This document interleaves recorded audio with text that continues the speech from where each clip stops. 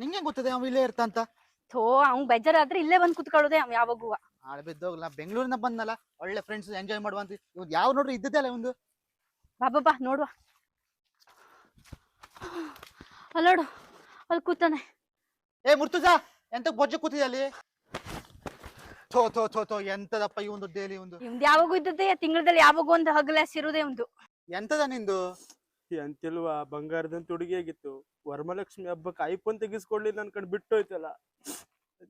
ಚೂಡಿದಾರ ಕೇಳಿದ್ರು ಅಡ್ಡಿಲಾಗಿತ್ತು, ಇದ್ರದ್ದು ಕೊಟ್ಟು ಬರ್ತಿದೆ. ಐಫೋನ್ ಕೇಳ್ತು, ಎಲ್ಲಿದು ಕೊಡ್ಲಿ? ನಿಂಗೇನೋ ಹೇಳ್ತೆ, ಬಾ.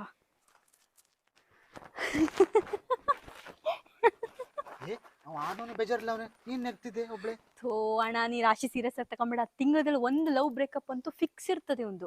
ನಿಂಗಿದೆಲ್ಲ ಹೊಸದು ಬಿಡು ಅಷ್ಟೇಯ. ನಾಗರ ಪಂಚಮಿಗಾದ್ರೂ ಇರ್ತದನ್ನ ಮಾಡಿದ್ದೆ, ಯಾರ್ದಲ್ಲ ಯಾವುದು